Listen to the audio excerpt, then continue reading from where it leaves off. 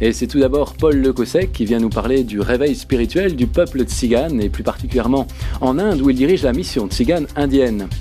Jean-Louis décortique non pas un ver de terre, mais un vers de Jean de La Fontaine. Aide-toi et le ciel t'aidera. Puis Hélène s'intéresse à Adil, un habitant du Tadjikistan, la plus petite des républiques d'Asie centrale. L'art abstrait, ça ne vous évoque rien de concret, c'est pas grave, on en parle avec Francis.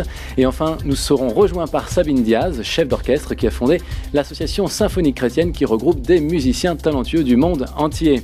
Bonjour à tous et bonjour Francis, ça me fait plaisir de vous retrouver à mes côtés. Et moi également. Même si j'avoue, vous avez un peu moins de charme quand même qu'Anne-Laurence. Hein. Oui, je sais qu'elle est irremplaçable. Elle est irremplaçable, on va le dire comme ça. Vous êtes fils de Clément Le Cossec, pour rappel, pasteur et fondateur de la mission Vie et Lumière, et qui a fait un travail, c'est vrai, incroyable parmi les tziganes en France, puisqu'aujourd'hui, si je ne me trompe pas, ce sont 100 000 tziganes qui se sont convertis au christianisme évangélique. Et votre père, visiblement, vous a transmis cette passion pour les tziganes, puisque dès l'âge de 20 ans, vous êtes devenu aussi, à votre tour, un prédicateur, c'est ça, itinérant, parmi les tziganes. Vous avez travaillé pendant des années en France, et puis tout d'un coup, vous décidez de partir en Inde. Pourquoi ce choix de l'Inde ? C'est mon père, je pense, qui a souhaité que j'aille en Inde en 92. Et je ne pensais pas à ce moment-là attraper le virus de ce pays. Il faut savoir qu'en Inde, il y a plus de 40 millions de tziganes. Donc c'est le berceau, en fin de compte, par rapport aux 60 millions de tziganes dans le monde. Et en allant en Inde, j'étais vraiment touché par leur amour, encore d'une façon plus grande que je vais retrouver en France. Du fait de la pauvreté extrême en plus, je pense que lorsque les gens sont pauvres, ce qu'ils nous donnent en fin de compte, c'est par artifice, c'est leur cœur, leurs émotions simples, et là on se rend compte qu'on reçoit beaucoup plus qu'on peut apporter. C'est-à-dire qu'en fait il ne faut pas le voir de cette manière-là, parce que si on le voit en tant que femme, on va déjà se mettre des barrières.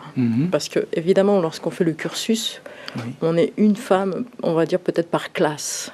Donc il faut déjà qu'on rentre dans le moule. Si on fait déjà une différence, on a des barrières, autant avec nos compatriotes, on va dire, les professeurs, le jury et tout le cursus professionnel. Donc c'est plutôt par la suite qu'on va voir plutôt la différence entre les femmes et les hommes, parce que c'est vrai qu'on n'est pas beaucoup, on doit être 10 dans le monde. Et on a eu la chance d'être regroupés pour diriger le Philharmonique de New York. Formidable. Nous avions été invités par Kurt Masur, toutes les femmes qui dirigeaient, nous étions 6. Et on a fait la connaissance les unes des autres. C'est formidable, parce que c'est vrai que ça ne doit pas être facile en tant que femme, donc vous êtes une battante. Ça fait plaisir à entendre. Mais qu'est-ce qui vous a poussé à devenir chef d'orchestre ? En fait, la direction d'orchestre, je vais vous donner juste un mot. Oui. C'est pas un métier, c'est une vocation. C'est-à-dire qu'on ne devient pas chef d'orchestre. On l'est ou on l'est pas. C'est pas une question d'autorité, c'est pas une question de caractère. C'est dans les tripes, en fait.